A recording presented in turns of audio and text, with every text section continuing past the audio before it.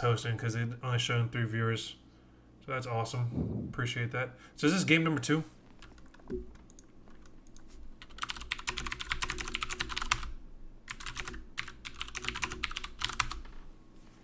One up for Erik. Okay, cool. Awesome.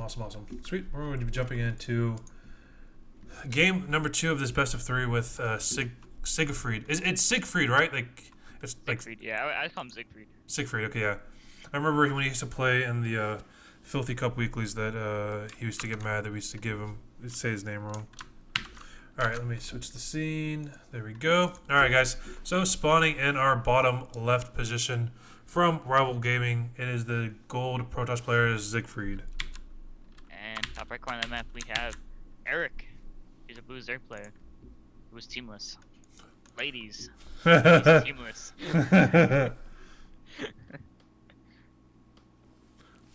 Actually, I feel like I remember the name Erik somewhere. I can't remember where exactly I remember it from. The name seems so familiar too. Weird. I hate that. You like when you recognize the name, but you can't remember where you recognize it from. Yeah. I mean, there's a lot of Eriks, but I have no idea. I just only know Erik from that's on Psistorm. Damn it, Erik. Yeah. At least it's not Kyle. Oh. Kyle's fault, man. Oh God. Kyle or Josh. Yeah, it's always one of them. It's that's my favorite thing. That meme that always gets circulated on Facebook every now and again. The only you could prevent forest fires, and then like they like auto put a guy named like just Josh's name, and then it shows a picture of a forest fire. They're like, "Damn it, Josh!" Josh. And so anytime I see that meme, I tag all my friends that name Josh on Facebook. That's so mean though. Yeah. All right. So far it looks like a pretty standard build from both players. I thought this was on GameHeart, but it doesn't look like it is. Oh my Jesus! One of these days we will get Game Heart.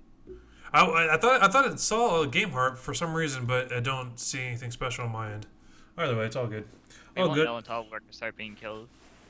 Well, no, it shows the producer too. When the workers are being produced, it'll give the icon on top of the Nexus or whatever, or the hatchery.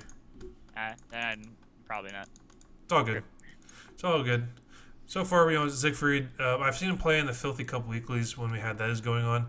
He was a pretty fun guy to cast and watch. Nothing too extreme going on for him. He's definitely not going for that quick air carrier that we saw earlier from who just played. I cannot believe it. Tails. Thank you. Well, why not? Like, don't you want to see carriers? I mean, it was really fun to see a mothership with carriers. I mean, that was absolutely ridiculous. It doesn't get more Protoss than that, right? I mean, outside carriers, an ship, and Archons. What else do you need in life? Yeah, like outside of just like seeing like mass adepts going across the field, I haven't seen anything more stupid in my life than mothership and carriers after 5 minutes. Like, what do you do against that? Like, you just I don't know. Vipers would be pretty nice. Vipers or like mass corruptors, fungals. I don't know. I feel like you just have to have a lot of utility in that. You can't just go Hydraless. That's basically what. That means you have to actually use like micro and stuff. But no, Zerg. What? What? What's that? What? Say that slower. Can I have it in a sentence, please? I love though when they change up these maps, they add little features to the map to change it up. Like if you look down at the base, Siegfried, those piping right there wasn't originally in the game.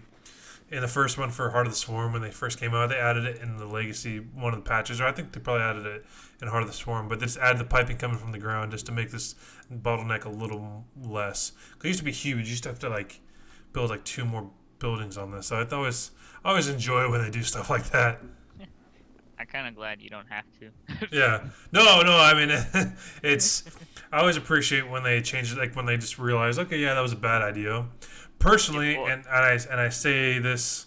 Dark Shrine, my favorite structure in the game. Where's that? Right by the natural nexus. Oh my goodness! Just right there in the open. Did that Overlord see it? The one that they got chased around by the. No, I don't think he saw it. Oh, he didn't see it.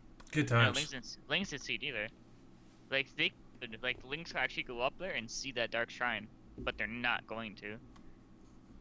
That's Oh, awesome. let's see. Or Eric's gonna see it now. Eric's gonna be like, I see this. Yep.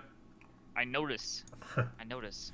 Yep. So he immediately changes one of his hatcheries into a lair, and he's getting a roach warren behind this.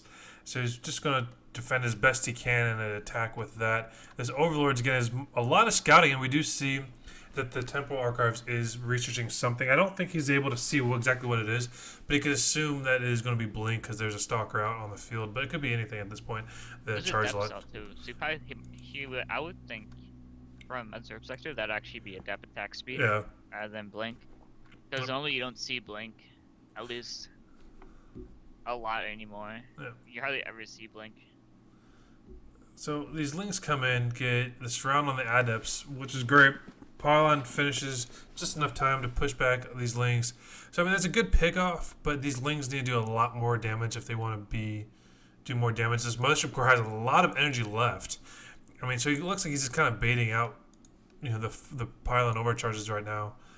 More roaches being produced. Got the +1 range damage in the works for Erik as well. So far it's a pretty mellow match, but we do see that War Prism finishing up for Seigifried. Seigifried is going to be throwing in some Dark Templars here in a second. But is he going to be able to navigate the map without being seen? Nope, he's going to fly right over the tower. He doesn't give any. He doesn't care at all. But he has Blink and DTs available to him. He's going to warp in DTs. Interesting choice. The DT is going to try to float right past these roaches, and I don't think the Overseer is in just enough space. He doesn't see it, but there's a spore colony at this base. So what he's going to do is he's going to focus on the Queen first, and then he's going to try to attack. He's just not going to do anything right now. He's not going to get any kind of kills.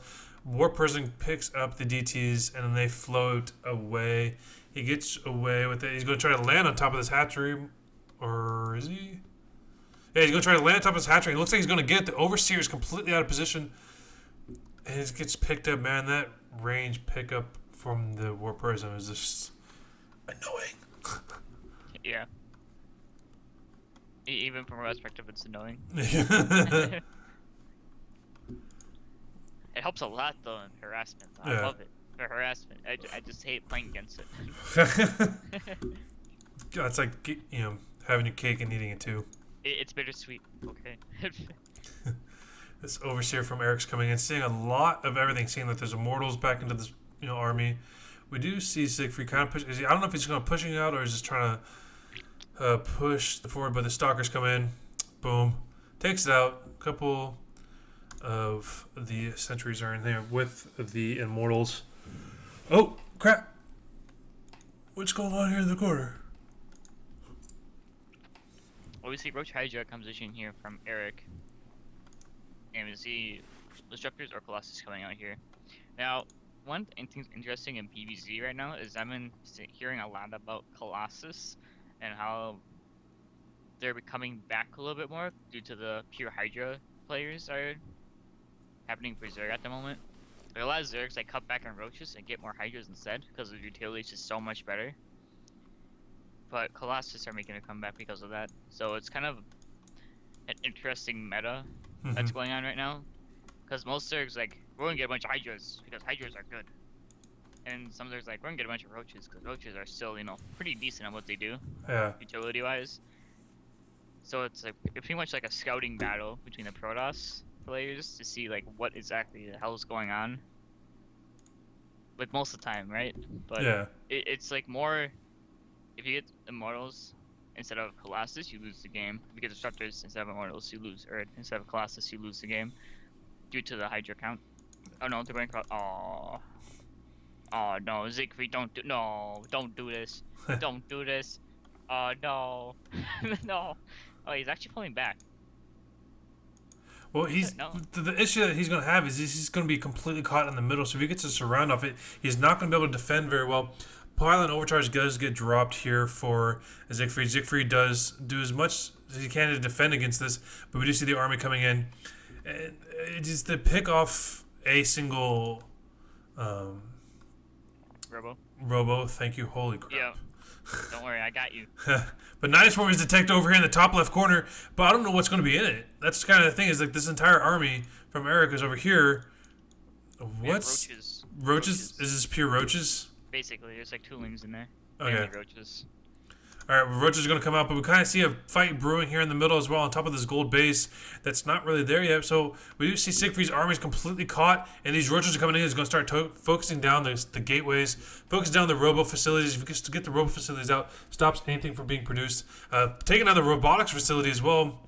I mean, this is a great thing, and there's a huge fight brewing in the middle as well. Erik is doing a dominating thing, takes out these links, take out all the stalkers and the sentries, and basically splits the army. And the more Hydralisks come, the Disruptor's coming in is going to land on top of those links, get a few link kills, but not everything gets a Hydralisk kill from behind that. But these roaches just destroyed Seigifried's main base, and I think that's going to be it. I do not see Seigifried surviving from this, and there it is. Erik takes it game number 2, and that was kind of